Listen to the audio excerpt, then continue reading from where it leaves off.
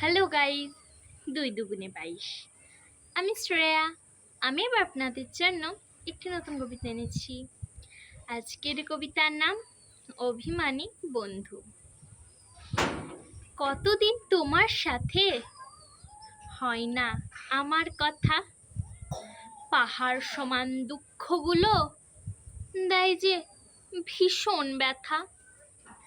জানি বন্ধু রাগ করেছো, বুঝছো অভিমান আমার প্রতি নাই ও তোমার একটু খানি টান। হঠাৎ কোনো দূরে গেলে দিয়ে আমায় ফাঁকি, আসবে ধরে বলবে আমায়, সেই আশাতেই থাকি। নমস্কার।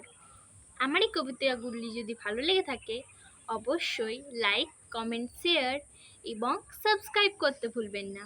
আজকের জন্য এটুকুই।